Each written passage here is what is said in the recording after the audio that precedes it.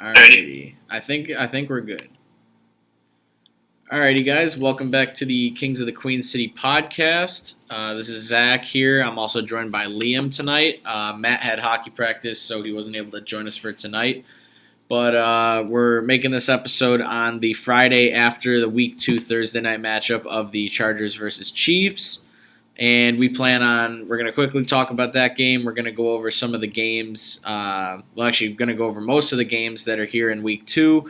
And we're going to kind of get as in-depth as we can on our opinions on how each team can win, what they did right and wrong from Week 1. So, Liam, I guess we'll start with you. What did you think of the Thursday night game last night? I'm back. Been a while, Zach. Honestly, really good game. You know, you take away that pick six, and the Chiefs lose that game. Yep, I 100% agree. It was actually, despite not being a shootout like I kind of thought it was going to be, really, really fun to watch. Yeah, no, I thought it was especially impressive, too, after Herbert took that sack from one of the Chiefs D-tackles, and I guess reports are now that he came back with fractured rib cartilage was his injury. So for him to play out the rest of that game and almost end up winning it for him, basically with a broken rib, that showed a lot of resiliency. Mm-hmm. Yeah, and I mean, for him being able to put that in a spot where they win that onside kick and they can maybe kick a tying field goal is, just super impressive with, that much damage to your ribs. Right. Yeah, no, all in all, though, I mean, the Chiefs, their running game looked pretty good, too. I know Clyde Edwards-Helaire had a pretty good night. And you could say that Mahomes was maybe bailed out on his interception. But, I mean, I think, like you said earlier, the biggest deciding factor based off of how the game ended was definitely the pick six. And, I mean, now that the Chiefs are rolling 2-0, they're also already looking unstoppable. And, I mean, for us as Bills fans, I think the biggest concern is probably meeting the Chiefs in the playoffs. Yeah. So, are the Chiefs on the Bills' schedule this season? I thought they were. Let me check.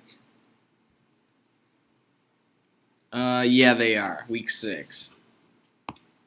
Week 6. Okay, so that I think to me that's a really, really big matchup. Yeah. The Bills after Week 1 looked pretty good. Stop the turnovers, and then you put up almost 50 points on the Rams.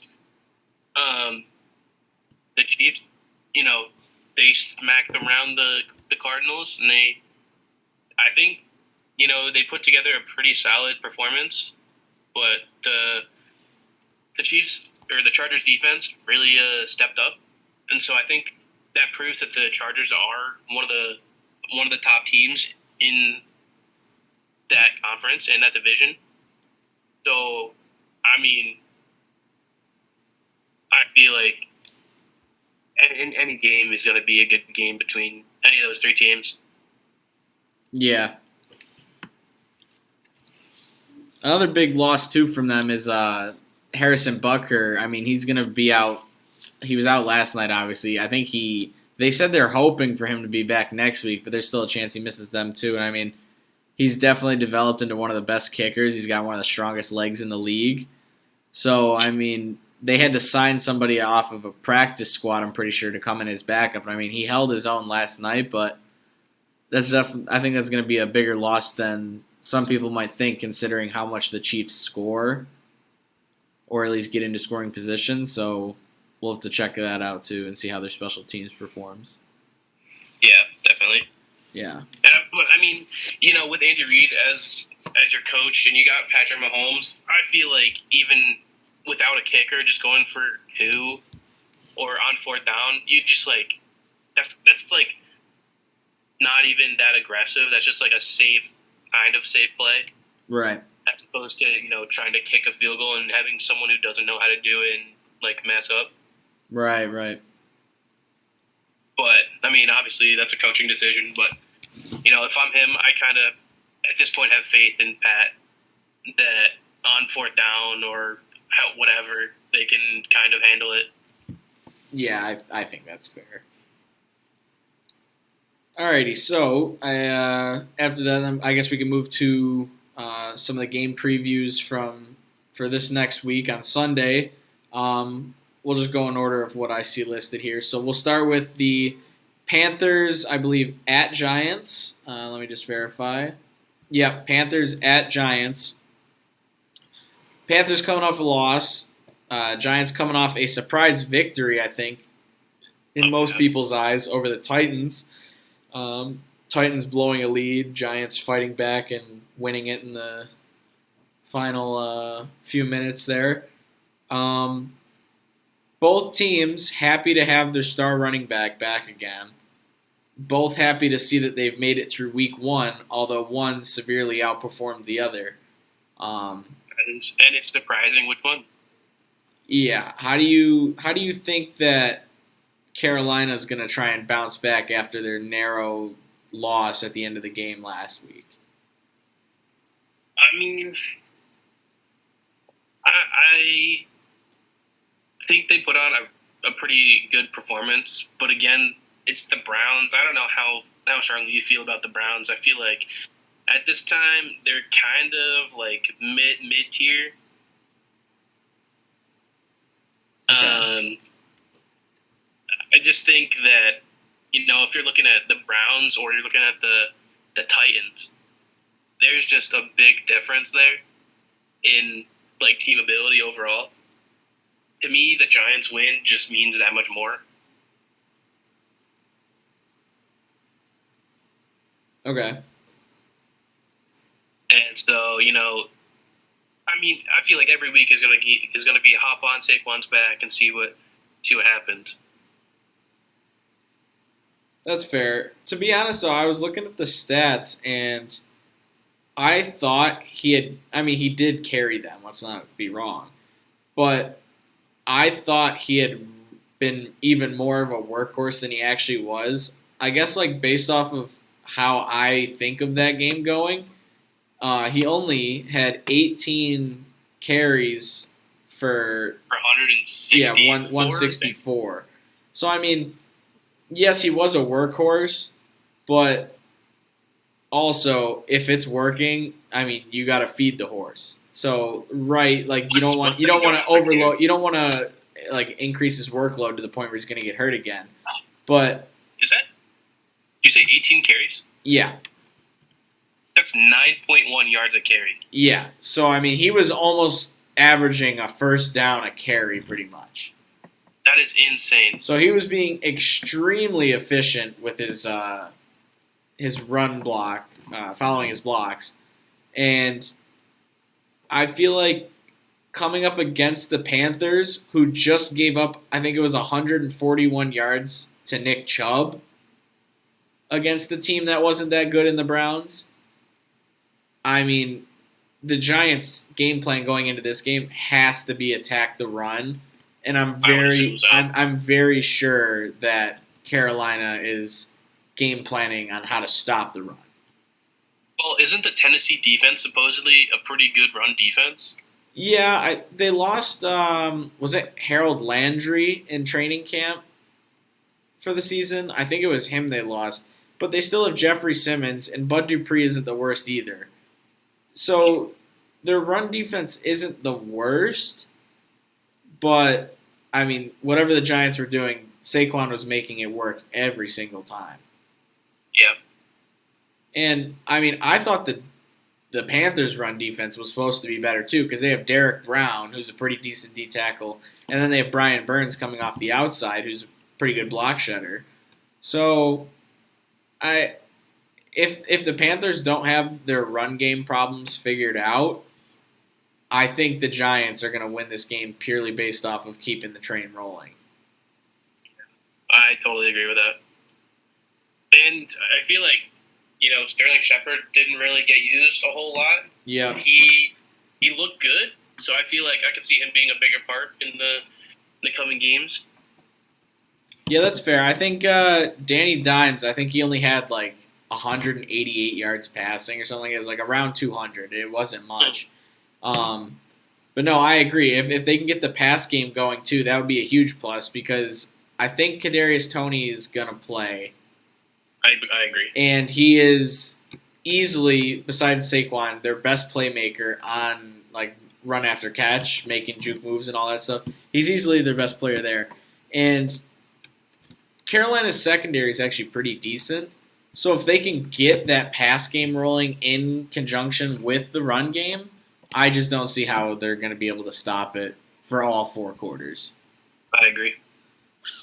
So I think we're more or less in agreement that it's going to be Giants. Is that pretty accurate? I think I actually did end up making my prediction as a Panthers W, simply because I think against this Carolina team who is going to be better passing, despite what we saw. I mean, you saw the Robbie Anderson touchdown, so that's a threat. Yeah. I just think that the Giants secondary is significantly worse than the Browns secondary. And if it's going to be a run versus run battle, like a run defense versus run offense battle, well, if those two end up canceling each other out, then Carolina definitely has the better passing attack.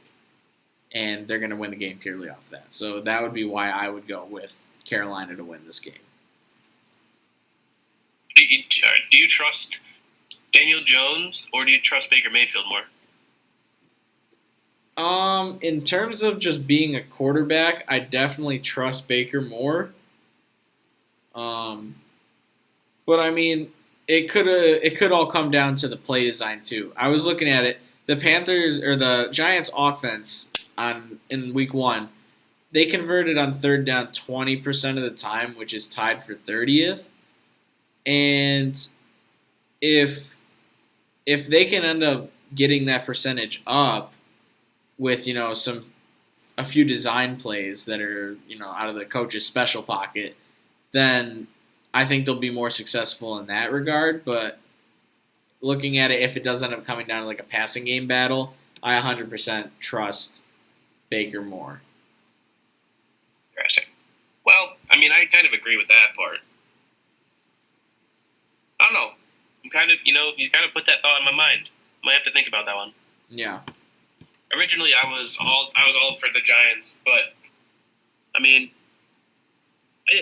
on the other hand, I think it also has to kind of do with momentum. They're coming off a big win at Tennessee. Big ball, day ball, with the 2-point conversion to win it. I think they ride that momentum, and I think they take the win still. Okay. I'm going with it. All right. Yeah, honestly, this game could go either way, in my opinion. Well, there were some games that I thought had no chance going either way, and then they did, so. That's fair. Knows what I know. Alrighty, moving on to the next game, we've got the New England Patriots in Pittsburgh. Pittsburgh riding off of a victory, basically all formulated by Minkah Fitzpatrick. Mm-hmm. He had an interception. Did he have 2 picks? I think so. I think he had 2 picks, and he had one of them was a pick 6, and then he had a blocked extra point attempt to force overtime. Oh yeah. Dude was basically handing his team W's all over the field, and they just were not taking him. He had 1. Yeah. Okay, so that 1 was a pick 6, and then he had the extra point block. If the Steelers are gonna keep their undefeated streak rolling, they need to have better kicking if they're going to be playing like this throughout the season. Yeah. Because, I mean, that's not to say the Bengals were good either, because they were also bad. But the special teams needs to improve, in at least the kicking regard. For sure. Additionally, we were joking about it last week. I think if we went out and tried out to be a kicker, it might not go so bad.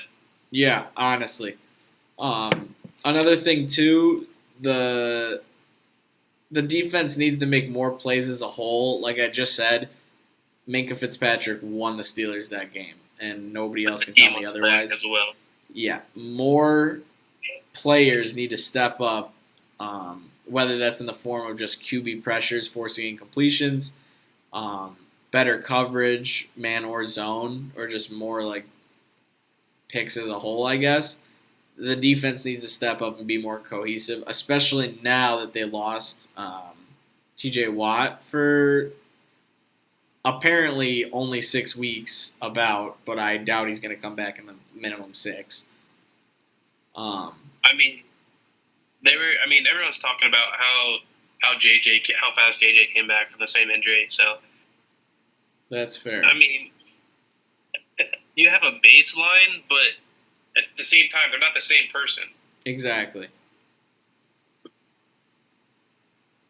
And if the defense is rolling, it's not worth it to have him come back before he's ready. Right. That's what I'm saying. I think especially with the longer schedule now too, I think it's way more important to coaches and medical staffs that if there's a guy that's maybe even the slightest bit iffy about playing because he might have still slight soreness or something, like I think their first reaction now should be like, oh no, let's give him that extra week then. Yeah, I totally agree on that one. Meanwhile, on the other side, Mac Jones is not going to be playing. Oh, really? Is he officially listed as out? He is officially listed as out. All right. So who's their backup then? Brian Hoyer? I believe it is still Hoyer.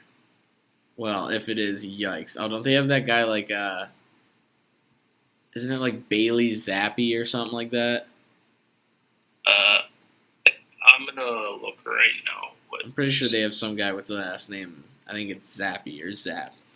Either way, though, the Patriots' offense was horrible last week against Miami. We heard a ton of reports coming out of training camp that their offense was looking bad. And then, Bill Belichick's like, oh, whatever we play in preseason, like, we ain't telling teams shit. They don't know anything. But whatever they were working on in camp for the real games was not working either because their offense looked abysmal against Miami. They even had a fumble that Melvin Ingram returned for a pickup 6. And the Patriots they could not get anything going. They couldn't even get picks that were thrown to them by Tua. I mean, Tyreek was stealing interceptions from them. Yeah. So, I mean, if the Patriots have any hope of winning this game, now more than ever with Mac out and a backup in there, they need to make sure that they're protecting the QB so that he can get, unpressured throws to his receivers.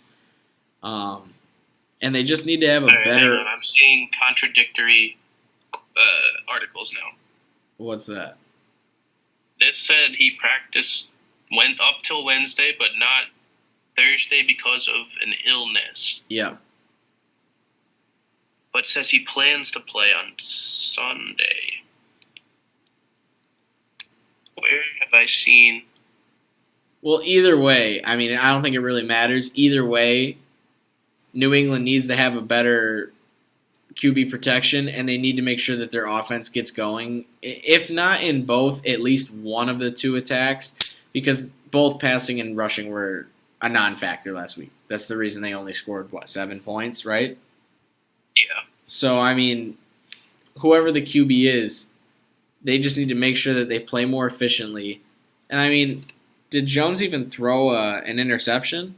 I don't think so. I don't think so either. Let me see if I can pull up the... I got it. He did. He threw one pick.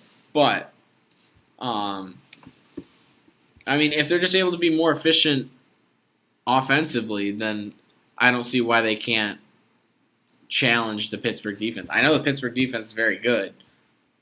But, I mean, if they have another week of how bad the offense was, they're going to really be stuck in the trenches. Oh, okay. This is expected to play Sunday. All right, maybe I was wrong. All right. So moving on to the next game, we've got the Tampa Bay Buccaneers visiting the New Orleans Saints down in New Orleans. Yeah, this was quite a decision that I'm still kind of debating. Because I originally thought Bucks all the way, no shot. I forgot they're playing the Saints in New Orleans. The last, what is Brady? 0-4 with the Bucks against the Saints. They just have his number. Yeah. So that's definitely going to be something that is a game time decision for me and could probably go either way. I feel like anytime Brady's got an 0-4, Brady's 0-4 against the Saints, I feel like something's got to break this time. Yeah. I mean, Brady's always just finding different ways to get it done. It's like you think, oh, he's too old to play now. He should retire. And then he just goes out and gets another win. But to that point, they have been so bad against the Saints. And, I mean, he wasn't even that good last game against the Cowboys, who were also terrible. I think for the Bucks, it's going to come down to their second-string receivers having to make plays because Godwin, I think, is definitely out. I think Mike Evans is questionable, and Julio's questionable. So that's their top three receivers, and Russell Gage is also questionable. I think Russell Gage is also questionable. I believe so. So that if that's true, that's their top four receivers, and all of them might not play. So their second-string receivers and their tight ends need to show up severely, and then on top of that, I think it's going to come down to how efficient the Bucs' run game will be against the New Orleans defense. Because their defense wasn't really that good last week against Atlanta, as you saw by them barely winning, but that's because Atlanta blows leads constantly. But before you get too far into this, I'm going to update you on another thing. Leonard Fournette, also questionable. Okay. Who's their backup? Is it still Bernard? No. Rashad White, I think. Okay, I don't know who that is. So. Let's see. I'll check. I'll look into the depth chart. Okay. Either way, though, the Saints defense is going to need to step up, and I think Tampa Bay might use their run game a little bit more since a lot of their receivers are going to be questionable going into it. And I think if the Saints want to win, they're going to have to get at least a turnover against Brady. Because if Brady has no turnovers, he's most likely going to be scoring, or at least getting the team into scoring position. Yeah. And so the Saints defense is going to have to – this is going to be a big make-or-break week for them, I think. Let's see, RB. Rashad White is the backup, and then Giovanni Bernard is the third string. Okay. Another thing for the Saints, too, Michael Thomas and Jameis linked up pretty nice. Jameis had 2 passing touchdowns, both of them to Michael Thomas. Jarvis Landry having a great game as well, double the yardage of Thomas, I think. And so while New Orleans' defense needs to step up, if their offense can keep that rolling too, their performance overall on the offense was better than Tampa Bay's. So if those go head-to-head too, then I think the Saints will have a pretty good chance of winning this game. Yeah. I think looking at how many of the Bucs are injured right now, I feel like that gives the Saints a really, really good edge. Right.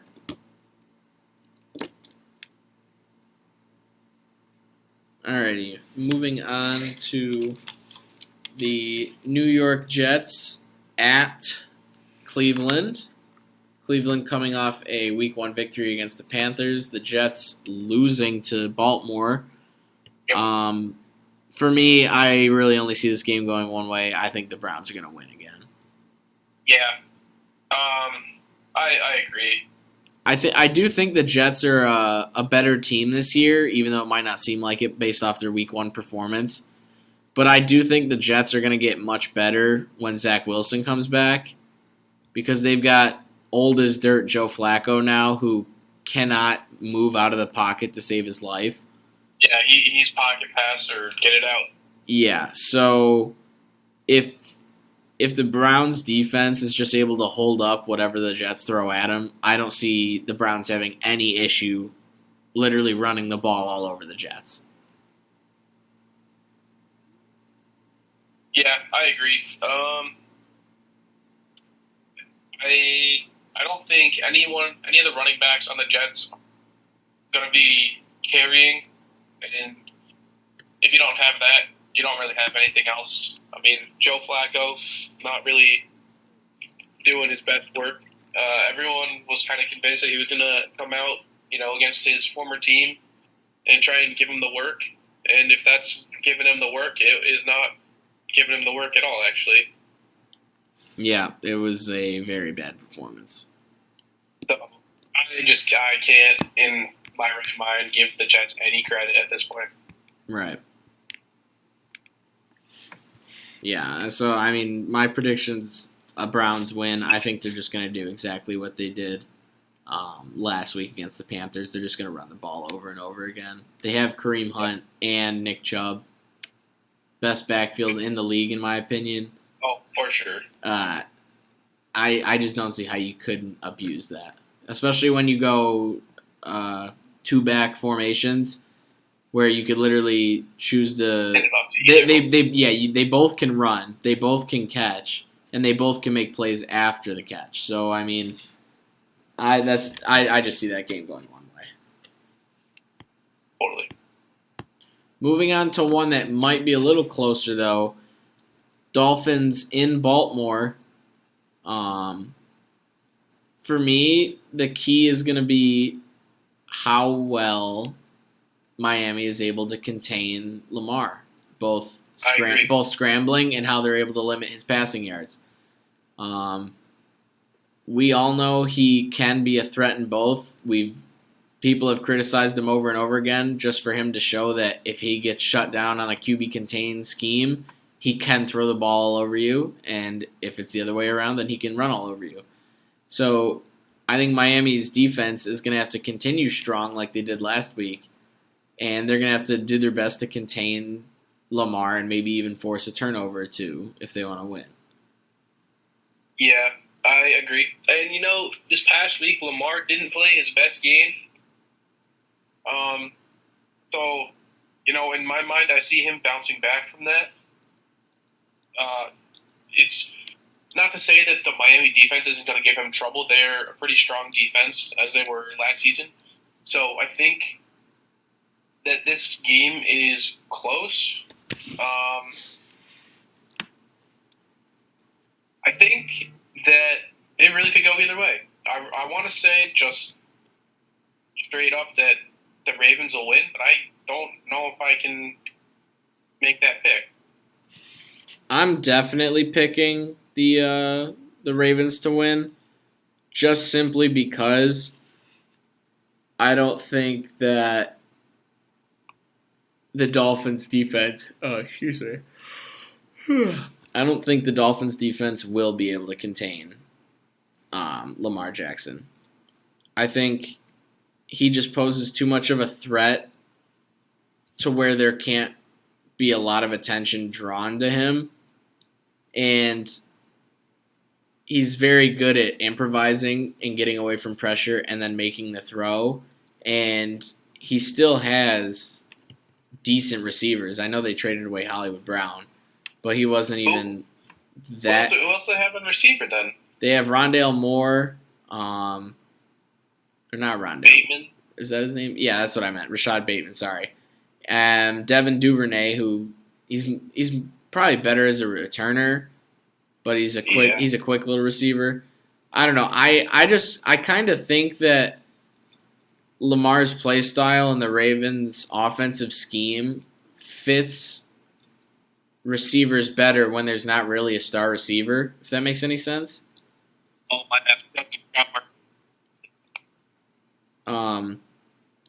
Because without a star receiver, you don't really have to force feed a guy per se when he gets unhappy. Everyone's You just don't have to. everyone's just LA happy with Rams. role playing, and I mean that's especially huge when you have one of the best tight ends in the league in Mark Andrews. So I mean, I think Tyreek and Waddle, one of them's going to have a big day because the other one's going to have Marlon Humphrey on him for most of the game. But I think at least one of them is going to have a decent game. But in my opinion, I think the Ravens win this one. Yeah, I mean, I kind of think that if you just throw,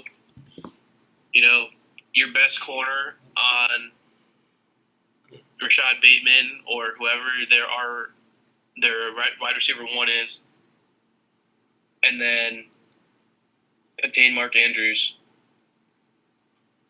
No, you know what? I can't even say it. All right, Ravens it is. All right, moving into the next game, we've got Washington at Detroit.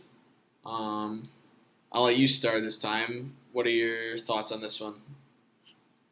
I think that this could be a very large, just like an absolute huge Lions win. You think so? I think that the way they played last week, is going to continue into this week. They put up, oh God, what was it, like 20 points in the fourth? Let me go verify for you. Thanks. They put up a bunch of points. They were down by a lot, and then the Eagles let them back into that game.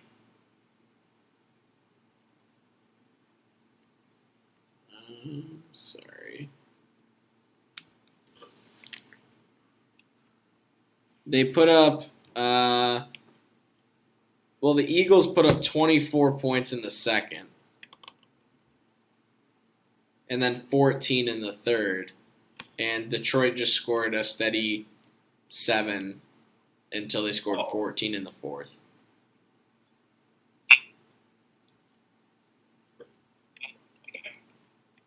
I think a lot of people would consider the Eagles one of the better teams in that division. I think so. So, I mean, for the Lions to put up that kind of fight against a pretty decent team, I think that they have a really good chance. I mean, you got DeAndre Swift, who played very, very well last week. Who else they got? Like, St. Brown, pretty good. Who's the tight end? Hawkinson. Hawkinson, yeah. I don't know. This is one of them. I just got a feeling about. All right. On the contrary, I think I took the Commanders simply because I just don't think Detroit's defense will be able to contain Washington's offensive ability. I think Wentz can be a good pocket passer, and Terry McLaurin is a good receiver. Curtis Samuel's underrated, I think, slightly. And then they have Antonio Gibson, who's not the worst running back. And Detroit, yeah, they almost made a comeback, but that's not because of their defense doing good work. It's because of their offense fighting back and the Eagles not being able to stop them. So I just don't foresee the Lions all of a sudden strengthening up in 1 week to shut down the Commanders. But do you think that the Commanders, is that right? Commanders? Yeah, Commanders. Have the ability to stop the Lions? I think they have the ability to stop the Lions' run game. The passing game, I'm not so sure. But the Lions also have Jared Goff. So how much do you have to really stop?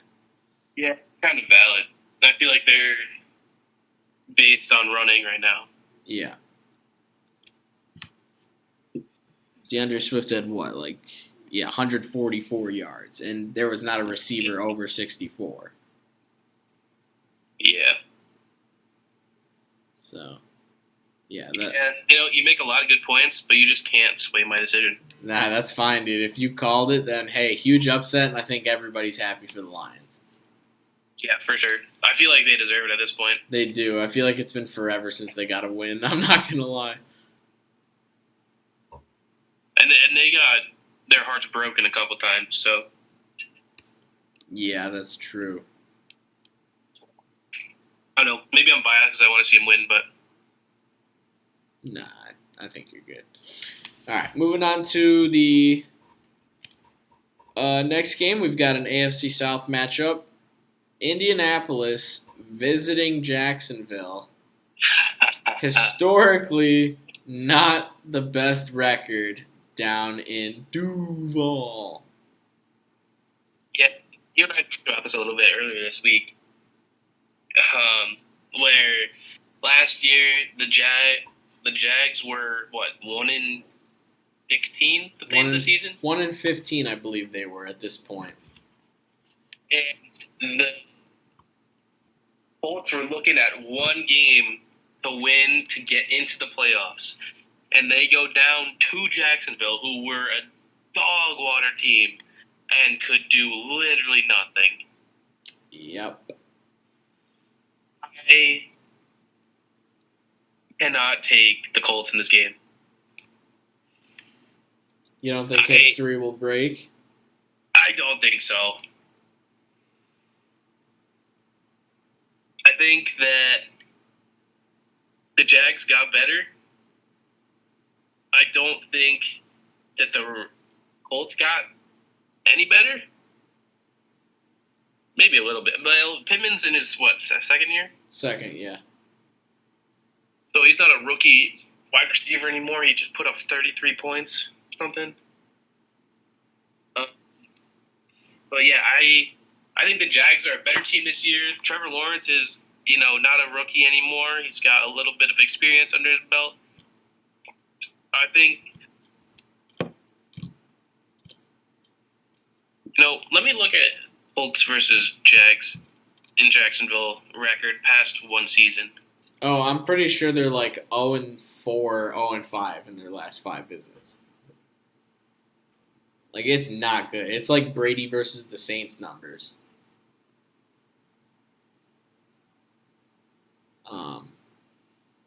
No, for me, though, I mean, Jacksonville needs to have a better passing game, and the Colts need to have a better just offense all around, because they tied the Texans. They couldn't even beat the Texans, who have literally nobody aside from Brandon Cooks.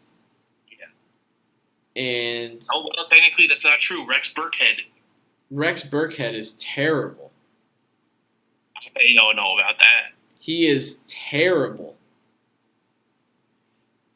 So, all right, so you have to go back for Jacksonville to lose in Jacksonville. You have to go back to 2014. Yeah, and how many? So that would be what? Is that 12 games? Let's see. 1, 2, 3, 4, 5, 6, 7, 8. That's 8 games. Yeah. So they're 0-8 in their last 8 visits. Yes. Shit, dude, I might have to change. All right, yeah, that's our prediction. Jags win. Yes, sir. On to the next. Falcons at LA. I think we could be fairly quick with this one, too. I think the Rams are out for blood, and they're going to slaughter the Falcons. I think so, too. Despite the Falcons, appearing to be a pretty decent team this year, and they are, I think the favorite in that division. We've been, as we said, the Rams got blown out. I think they're ready to slap back at whoever and however hard they have to get their point across. They're still vying for that championship. this year. Yeah, I know there was a shit ton of jokes leading up to the season opener about the Bills are going to crush them because they're still in their Super Bowl honeymoon and whatnot. Mm-hmm. If any of the players on that team were still in their Super Bowl honeymoon, they are 100% snapped out now. For sure. The Rams are a very good team that just got slapped around in their own house. Yeah. And they're trying to make it back to the playoffs and repeat. And they are going to let nothing in their way stop that, especially not the Falcons. Yeah. Eagles. Yeah. So, Rams win. I'm going to say they win by at least 10.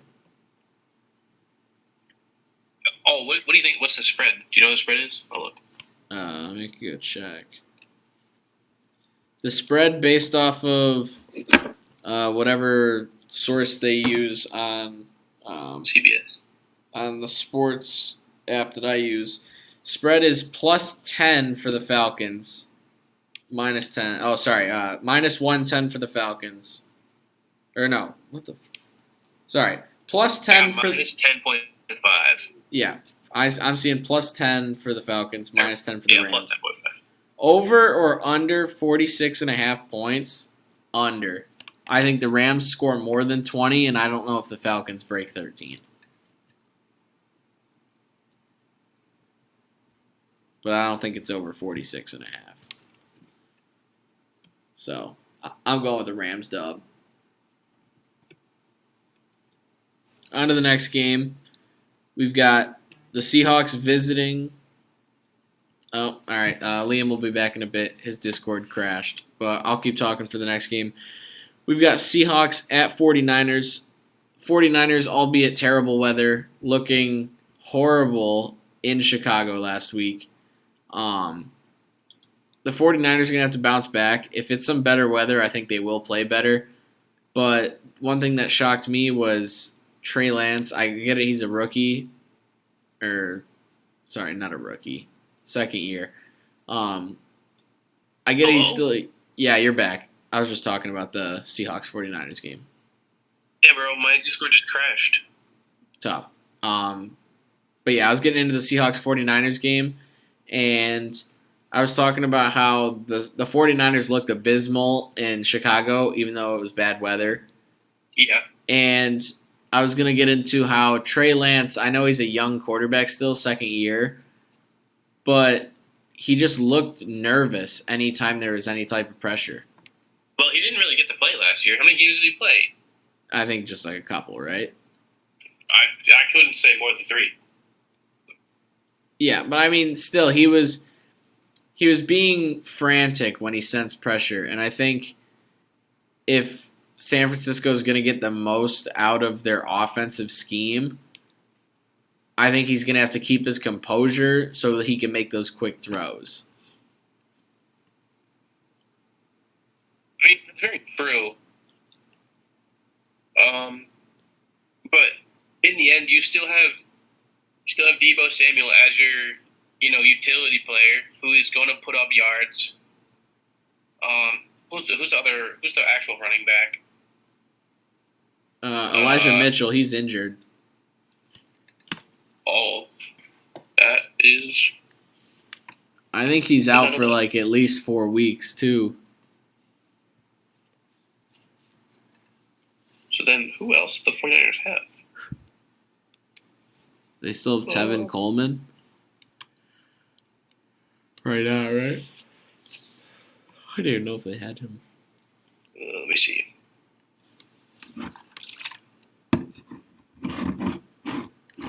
Either way, though, 49ers defense not playing very well against the Bears offense that's not very good.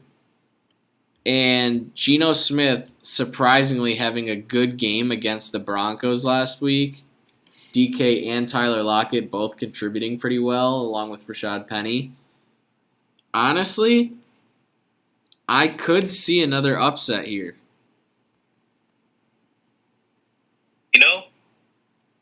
I originally went with the 49ers, but I forgot that Rashad Penny is just a tank.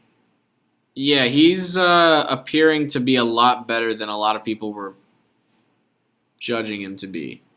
I mean, same with Geno Smith, though. I really didn't expect that. Yeah. For him to come out and be a slinger. Yeah, that was a shock to me as well. I don't know if he does that every week, but I think against. I don't know. It's hard to say, though. I mean, the 49ers beat a lot of good teams last season. Yeah, because they have a lot of good defensive players, so that's why it's like, oh, well, will their defense step up this week finally, or will they play the same as last week? Right. I think if the San Fran defense steps up, they win this game. But if they don't, Seattle's winning this game. And I think I saw that they were supposed to have bad weather yet again. Okay, then I think the bad weather favors the Seahawks again. I would agree with you there. Because I think the Seahawks play in more inclement weather conditions versus the 49ers anyhow. Like, it's more likely to be crappy weather in Seattle than it is in where they play San Fran. Where did I see that? You know, I'm going to say it. I think the Seahawks are going to win this game. I think so, too. You know what? I was going to go 49ers, but I think you're right. Perfect. I'm glad we're in agreement. All right, moving on to the next game on the list. Only a few more here left. Which is kind of nice because I want to wrap this up a little bit soon. But we got Texans at Broncos. Honestly, I can make this pick pretty quickly. I think the Broncos now have a week under their belt. They know what they have to fix, and they're going to blow out the Texans.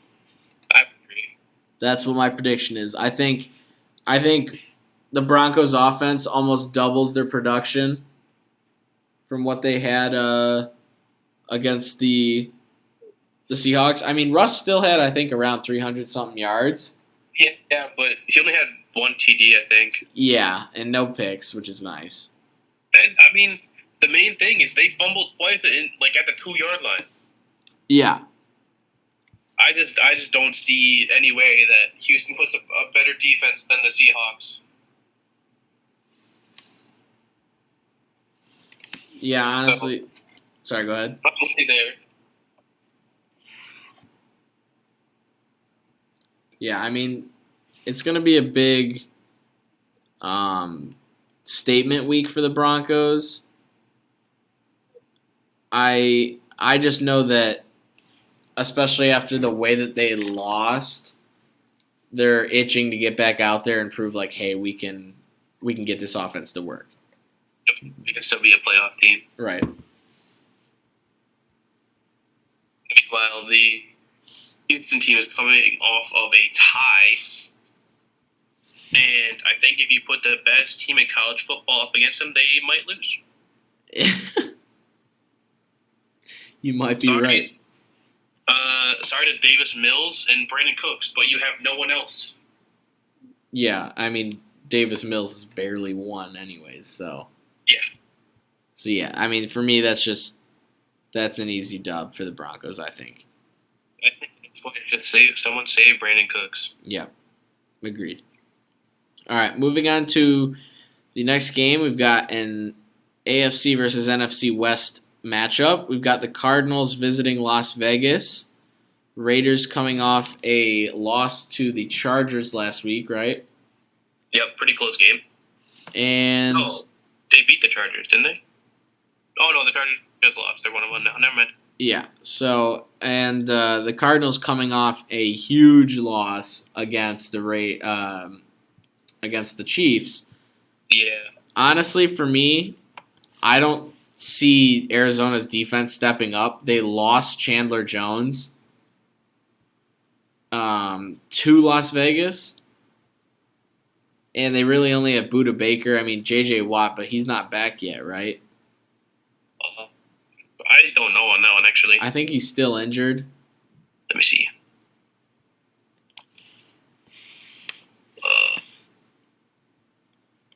But I don't see practice. Hopefully to play Sunday. Okay, so he's probably questionable then.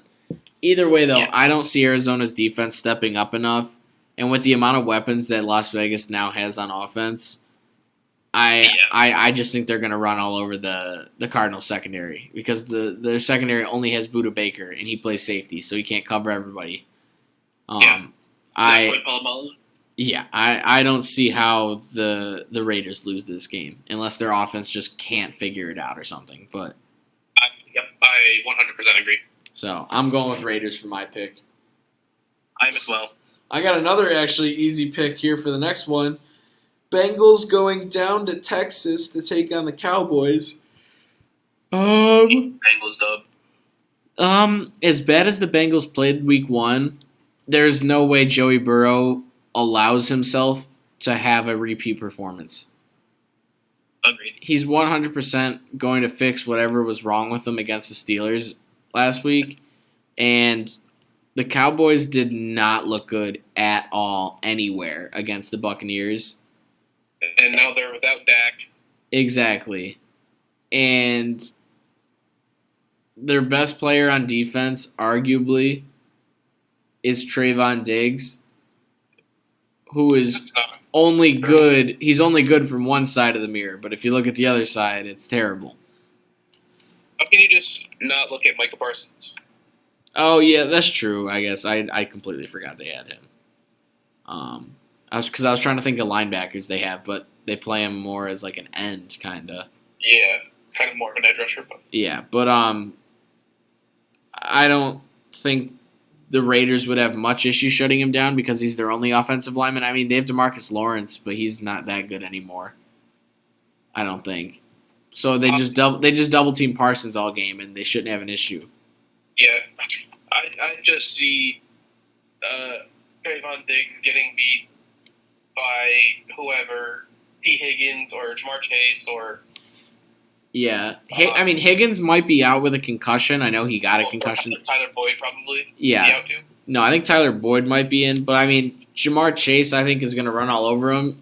This could be a good matchup to watch though because Chase was chirping him online, not exactly directly him, but he was I think he got asked about Trayvon Diggs, and Jamar Chase said he's a hell of an athlete, but he's not very technique sound. Right.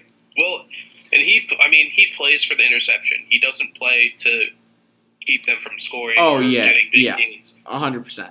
He's a high risk, high reward coverage guy. Yeah, for sure. So I feel like there is going to be an instance too in this game where there's a couple plays that he could make, but he tries to be too aggressive and it results in a big play or even a scoring play. Yeah, and they have some big playmakers, so I just don't see this going well for Dallas. Yeah, I'm going with the line. You have Joe Mixon, who's one of the top running backs in the league. Oh, for sure. And you have no one to stop him. Mm-hmm. So I see Bengals winning this. Yep, that's what I'm taking. And then finally, Sunday Night Football. The Chicago Bears are traveling to Lambeau. Oh, it's in Lambeau? It is in Lambeau. Is Alan Lazard playing this game? Yes, I'm pretty sure he's healthy. Let me check. Yes, he is healthy. They are without. They're going to be without Chris Barnes, one of their linebackers, and their guard John Runyon is questionable with a concussion protocol. David Bakhtiari and Elgton Jenkins questionable to return, coming off knee injuries. But honestly, you know what Rodgers says to the Bears every time he plays them from here on out? Oh, you. I own you. And he's going to continue to own them because, for whatever reason, the Chicago Bears have not even been able to lay a finger on him in the last few years. Yeah. I know the Bears toughed out a good victory against a good team, and the Packers got dominated by what possibly might be the favorite to win the NFC North in the Vikings. And I think the Packers are looking to bounce back, and they definitely don't want to lose 2 weeks in a row to two division rivals. I think the Packers they have too much home field advantage, and Rodgers just plays too well historically against the Bears that I think it's just too much for the Bears to overcome, honest to God. Yeah, you say that. He's got a bunch of new rookie wide receivers who continually drop passes. But I mean, you look at Alan Lazard. If you said he is healthy, he's gonna play. I think he, puts the wide receiver core on his back. But they still have Aaron Jones and they still have AJ Dillon, who can also just motor. If this is in Chicago, I think that I have a different opinion, but in Lambeau, I feel like I got to go with the Packers. Yeah, that's how I feel. I think I'd be picking the Bears if it was in Soldier Field. All right, moving on to.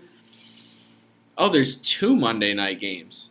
Yeah, the first of 2 Monday night games, which is interesting. Wow, I did not know that was the case. All right, the first of the 2 Monday night games, the Tennessee Titans visiting our Buffalo Bills in Orchard Park. The hometown heroes, Buffalo Bills.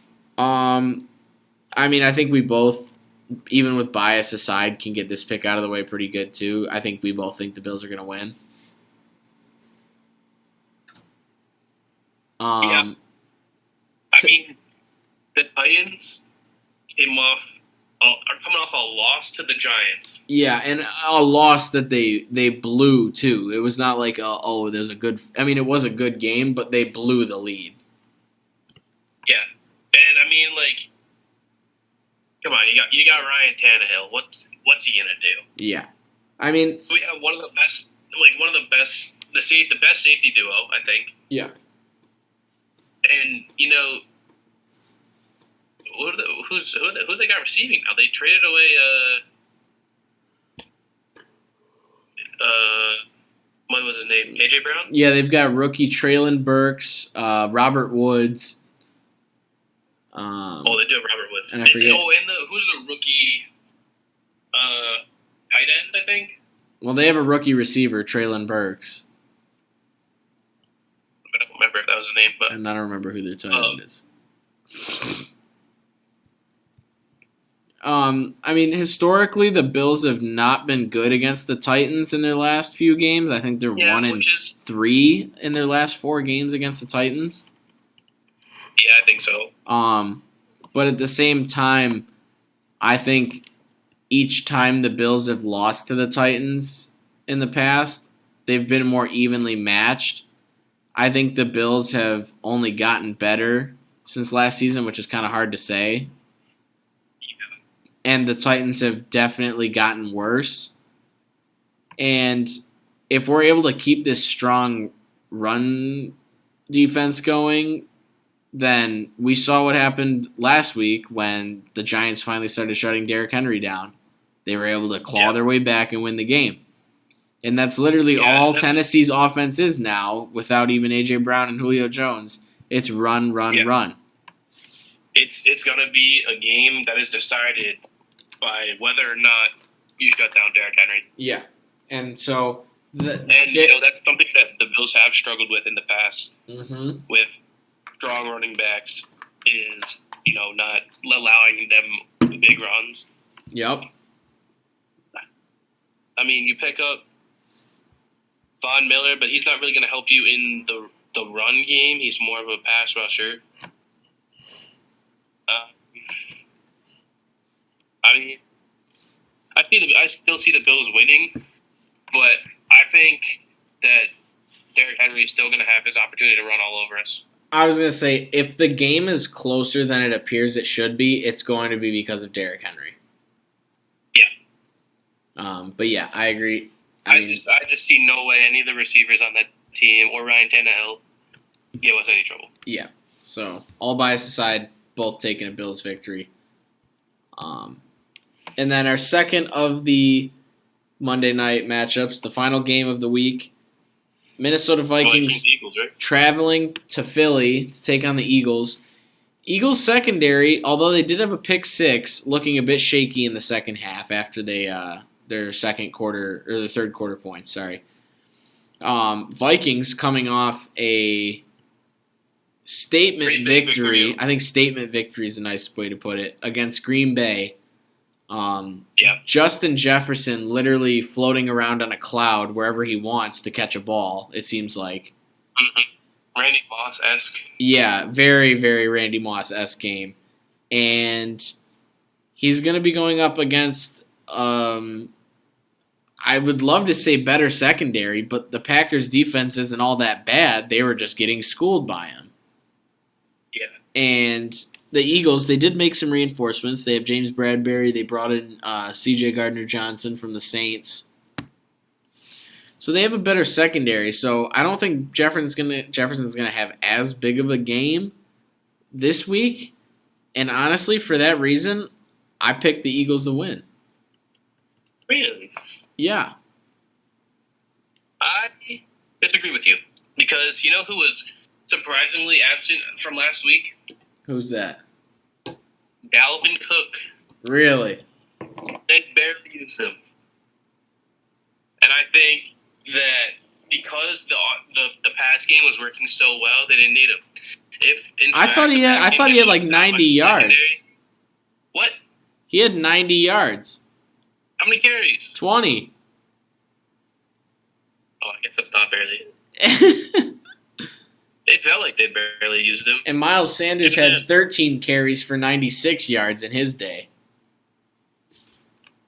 Huh. Wow. They really felt like they didn't use Dalvin Cook that much. That's what I'm saying, man. I think this is a closer matchup than a lot of people are saying based off of week 1. I think you're right now.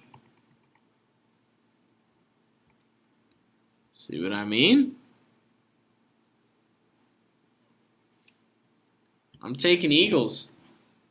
Yeah. All right, so you know what? Just for it, I'm gonna go with the Vikings just to be against you. All right, perfect. We'll come back to that then. All right, so I say to wrap up, I want to do the boomer bust that I was talking to you about earlier. All right. So for me, I don't remember what I told you exactly, but for me, I just did an NFC and AFC boomer bust candidate on offense and defense. Okay. So I mean, you could have picked. I think I told you a player, a team, a squadron, whatever the hell you wanted. But I'll let you start. So did you do it the same way as me or no? Not exactly. I picked a couple people that I thought were gonna have pretty good games. Okay, perfect. Tell me about them then. You start. Well, I guess this is kind of dependent on everything, but I think Alan Lazard pulls up this game. You know, he missed last week, right? Really part of it. I think he was there last week, but he was like non-existent, as was the Packers' passing offense. I think against the Bears, they come back. I think he has a pretty good game against the Bears. You know, he has been with Aaron Rodgers for longer than the rest of the receiving core, more or less.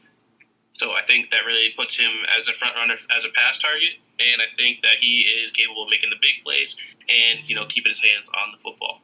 Right. So I think Alan Lazard is one of my picks.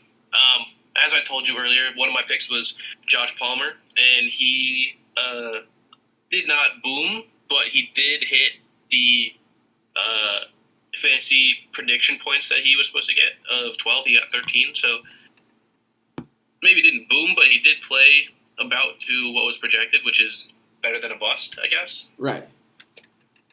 And then my last one is Julio Jones. If he is playing, with everyone else out, he's going to be the main pass target, but that is also dependent on if he plays or not.